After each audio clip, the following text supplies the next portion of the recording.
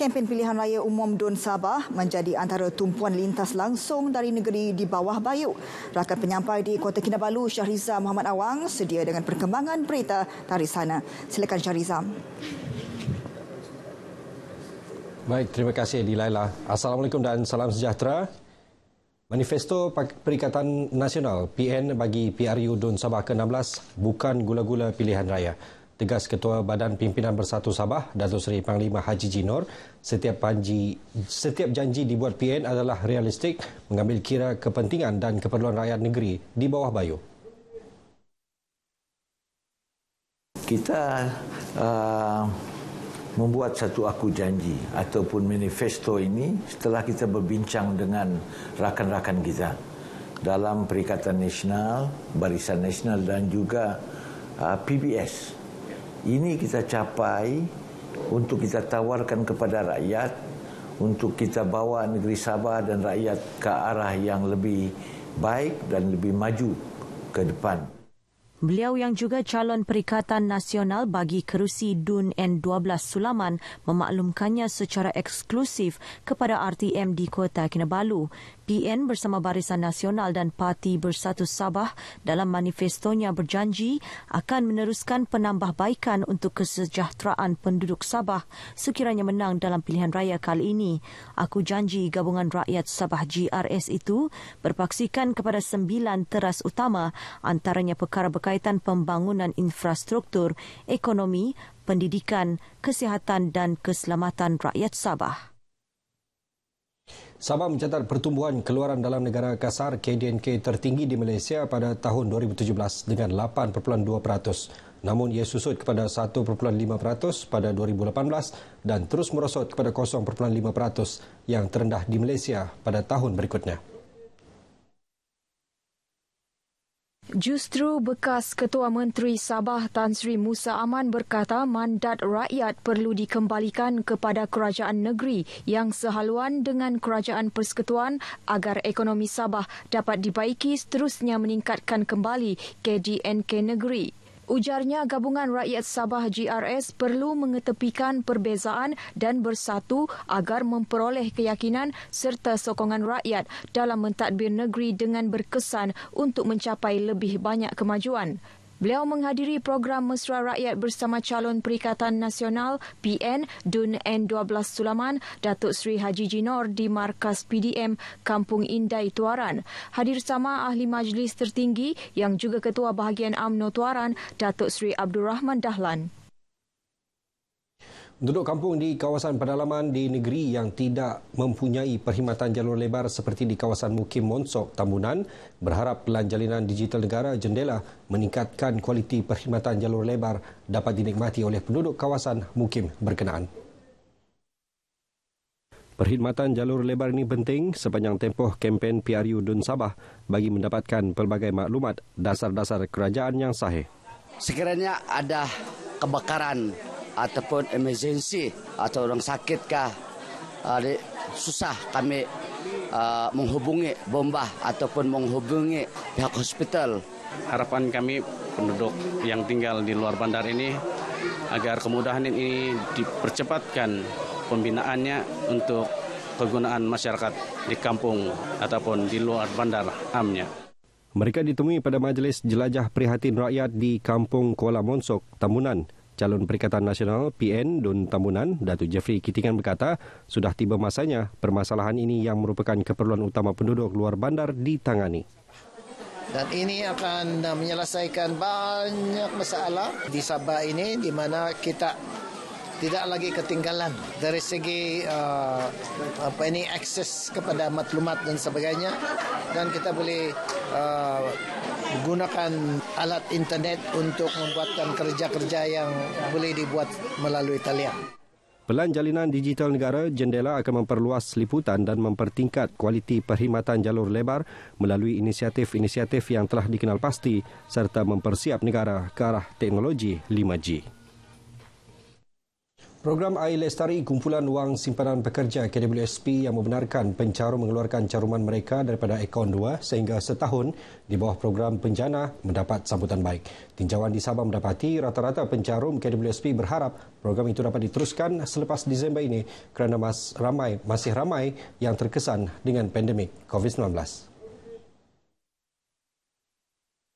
Untuk Air Lestari itu kalau boleh sebab dia cuma setahun kan, kalau boleh diteruskan, dilanjutkan lagi supaya boleh membantu lebih ramai lagi golongan-golongan yang kurang berupaya, terutamanya belia dan belia wanis yang masih belum mendapat pekerjaan. Penjana saya dapat booster yang RM50. Jadi ini bagus untuk yang macam kita semua lah, kalau boleh diteruskan lah, sebab memandangkan ini salah satunya keperluan semasa juga. Teruskanlah kalau sebaiknya. Keputusan membenarkan pengeluaran caruman akaun 2 ini juga tepat bagi memastikan ekonomi negara dapat bergerak selepas banyak sektor ekonomi terpaksa ditutup susulan pandemik COVID-19. Sementara itu, penduduk di Dun Pintasan menyambut baik bantuan kerajaan menerusi penjana. Bantuan BSH, Prihatin Malaysia tu, saya harap adalah bantuan seterusnya. Senang hatilah juga dapat bantu-bantu keluarga. Kami sebagai rakyat negeri Sabah ataupun sebagai Dun Pintasan yang mengundi di Dun Pintasan ini 8, kami mengucapkan ribuan terima kasih kepada kerajaan kerana bantuan yang mereka memberi kepada kami sebagai rakyat amat bermakna. Suruhanjaya Komunikasi dan Multimedia MCMC Sabah akan memastikan pelan jalinan digital negara jendela di negeri ini setanding dengan negeri lain tanpa sebarang ketirisan.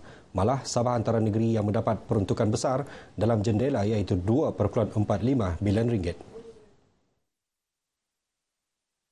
Tentunya lah bila kita dapat akses kepada internet, kita akan dapat akses kepada maklumat, kita akan dapat akses kepada ilmu, kita akan dapat akses kepada ekonomi.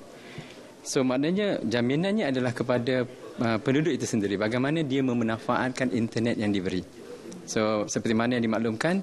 Sementara itu, belia yang ditemui yakin inisiatif jendela mampu membawa impak besar dalam kehidupan seharian mereka. So, kalau boleh memperluaskan lagi bahagian jendela internet ni untuk yang orang yang ulu-ulu supaya bukan saja untuk kita guna untuk pembelajaran, kita guna untuk bisnes juga. Sekarang ni kan internet ni banyak betul kegunaan dia.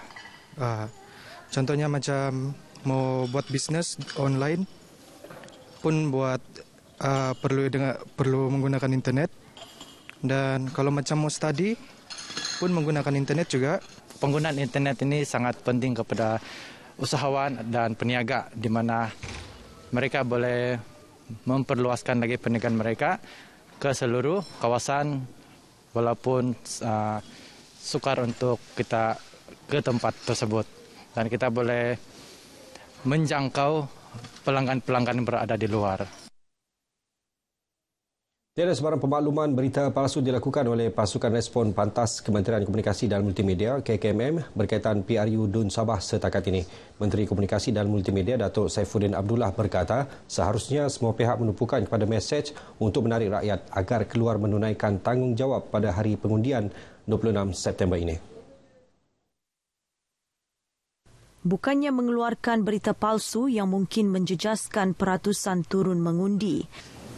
Dari segi tugas kita ialah nak memastikan berita yang sahih itu disebar seluas-luasnya di kalangan masyarakat sebab kita nak supaya peratus yang tinggi turun mengundi pada 26 hari bulan.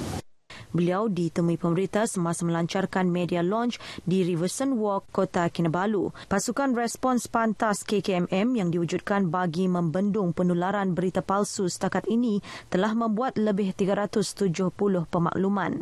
Kebanyakannya berita palsu berkaitan COVID-19 seperti penguatkuasaan Perintah Kawalan Pergerakan dan juga agihan bantuan kepada rakyat.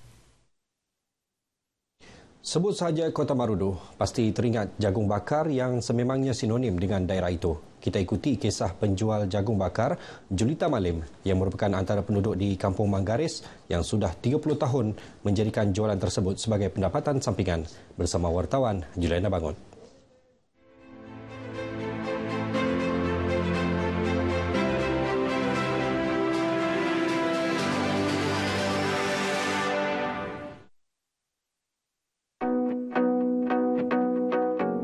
Gerai buah-buahan tempatan serta jagung bakar ini terletak di tepi jalan sepanjang Kampung Manggaris di Kota Marudu.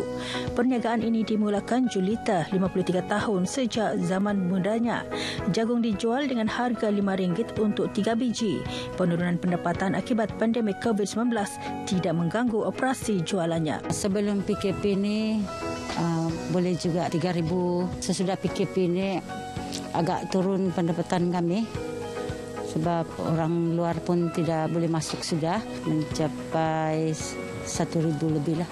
Menurut Julita, kini terdapat juga penjual terdiri daripada golongan muda. Pendapatan satu bulan around 2,000 lebih lah, 3,000 macam gitu. Pas PKP dia merosot lah, dia sangat-sangat merosot. Dulu kami boleh dapat mungkin 200-300 satu hari, sekarang mungkin 90-100 macam begitu. Gerai-gerai di sini dibuka seawal pukul 6 pagi hingga 9 malam dan jumlah pengunjung meningkat pada hujung minggu.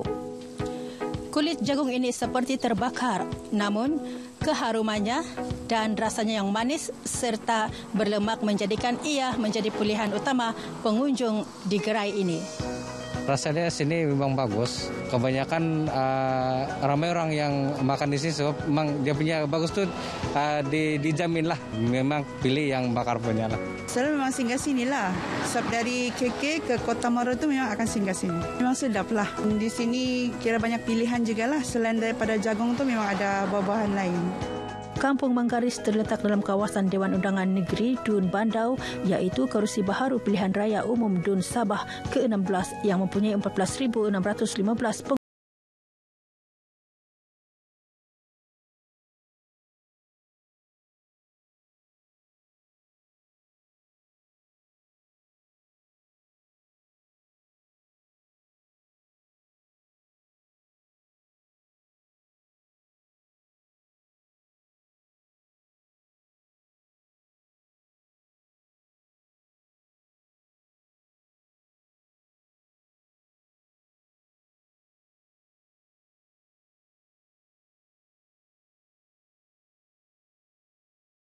Sekian berita dari Sabah untuk petang ini. Kepada semua pengundi di Sabah pada 26 September ini, tunaikanlah tanggungjawab anda sebagai pemilih.